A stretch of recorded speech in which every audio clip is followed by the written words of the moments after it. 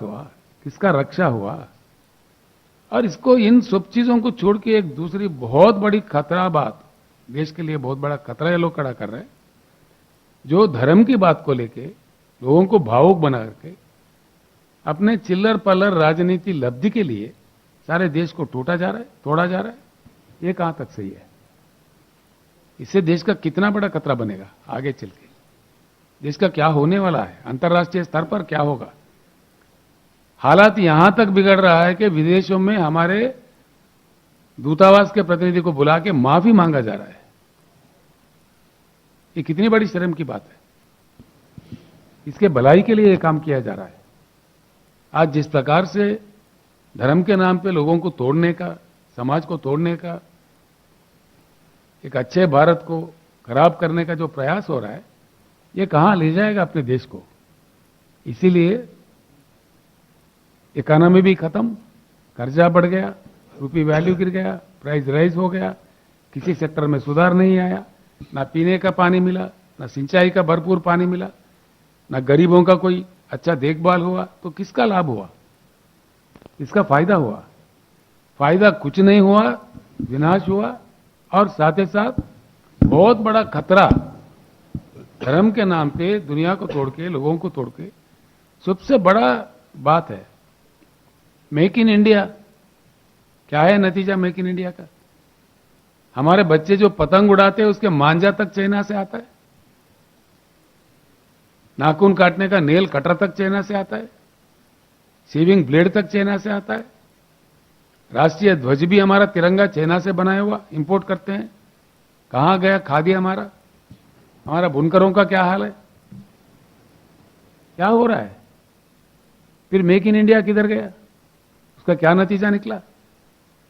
सही सवाल अगर हम अपने दिल से पूछे, हुआ कुछ नहीं है, विनाश ज्यादा हुआ है और आगे बहुत बड़ा खतरा इस देश के लिए खड़ा हो रहा है। इसीलिए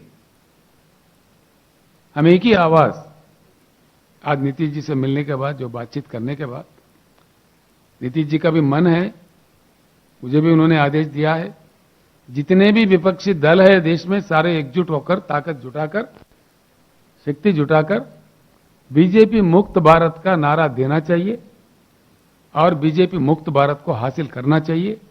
तभी देश फिर से खड़ा हो सकता है, आगे बढ़ सकता है, अंतर्राष्ट्रीय स्तर पर एक अच्छा अपना स्थान बना सकता है। मैं एक अन्य बात भी कहना चाहूंगा इस दौरान, आपसे प्रार्थना भी है, नीतीश जी ने भी प्रार्थना की, आप ये बात जरूर जनता तक ले जाए।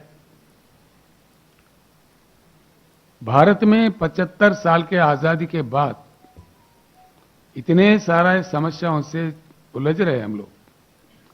इस स्थिति से भारत को अगर निकलकर बाहर जाना है, कुछ ये अब तक रूटीन जो 75 साल में चलता आया है, उससे उठकर आउट ऑफ बॉक्स सोचना चाहिए। विशेषज्ञों का मानना है, ये मेरा बात नहीं है, अगर किया जाए तो भारत सर्वश्रेष्ठ देश इस दुनिया का बन सकता है, प्रभावशाली बन सकता है, प्रबल आर्थिक शक्ति बन सकता है। इसमें हमारा प्रयास होना चाहिए। एक उच्च गुणवत्ता वाली बदलाव भारत में चाहिए, ये बिल्कुल चाहिए। अगर हमारे पास ज्ञान नहीं है, पूरी दुनिया में जहां ज्ञान है वहां से प्राप्त करना चाहिए हम लोग। चाइना, जिसकी जीडीपी हमसे कम थी 1980 तक, 81 तक भी, उन्होंने कर पाया, कर दिखाया। उनका इकोनॉमी पहुंच गया $16 ट्रिलियन में। आज हम $3 ट्रिलियन के आसपास में घूम रहे हैं। बड़ा शर्म की बात है। चाइना में हर चीज हमसे कम है, हर चीज की उपलब्धि हमसे कम है, लेकिन वो कहां पहुंच गया? आज टक्कर दे रहा है पूरी दुनिया के अग्र देश जो माना जाता है, अमेरिका को टक्कर दे रहा है, प्रतियोगिता दे रही है। हम कहां रह गए? ये हम ऐसे बने रहेंगे? ऐसे ही रहना चाहिए देश को। आज देश के युवा को, देश के बुद्धिजीवियों को सोचना चाहिए।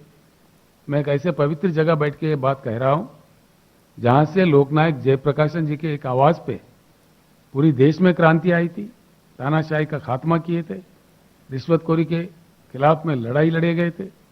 ऐसे पवित्र भूमि में आकर कुछ प्रेरणा मिलता है। इसलिए गुजरात से सारे देश के युवाओं को, बुद्धिजीवियों को, राजनीति में जो लोग काम सक्रिय कर रहे हैं, उन सारे लोगों से हम प्रार्थना करेंगे कि बीजेपी मुक्त भारत ही देश को आगे ले जाएगा। इनके धर्म के वाद पे, कुछ अन्य के वाद पे देश को तोड़ मरोड़ के जो कर रहे हैं, तोड़ना बहुत आसान होता है, जोड़ना बहुत कठिन होता है।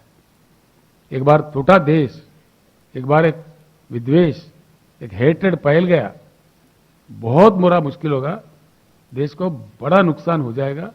हम संभलने में फिर काफी समय हमें लगेगा। इसीलिए इस खतरा से बचने के लिए हर किसी को आज सोचना चाहिए। इनके जो बहकाव है, झूठे वायदे हैं, झूठी बातें हैं और झूठा तरीका है, एक शर्म करने वाली बात है। भारत लोकतंत्र का मान्यता रखने वाला एक विशेष देश है। हमारा कोई प्रतिष्ठा है अंतर्राष्ट्रीय स्तर पर। आज कहा जा रहा है खुलेआम, देश को चलाने वाले सत्ताधारी पार्टी के अध्यक्ष खुद कहते हैं हम सारे पार्टियों का खात्मा करेंगे, एक पार्टी, सिर्फ एक पार्टी का तानाशाही लाएंगे। कहा तो ऐसा जा रहा है तिरंगा को नहीं उड़ाइएगा, कहा शायद झंडा उड़ाइएगा अपने घरों पे, और वो लोगों का कुछ पकड़ने वाला नहीं है।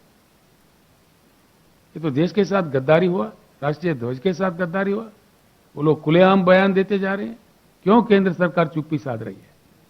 क्या कारण है इसके पीछे? और आज जिस प्रकार के दंगे कराए जा रहे हैं, जिस प्रकार के एक सहिष्णुता हमारे देश में बना हुआ था, जिसके प्रति हमारा देश का बड़ा मान्यता था, जो हमारे राष्ट्रपिता है, महात्मा गांधी जी ने अपने आप को नहीं कहा राष्ट्रपिता, सारे देश ने माना है, सर पे लिया है। ऐसे राष्ट्रपिता का अपमान किया जा रहा है कितने गंदे तरीकों से, और हम सब लोग चुप्पी साधे हुए हैं। ये कहां ले जाएगा देश को?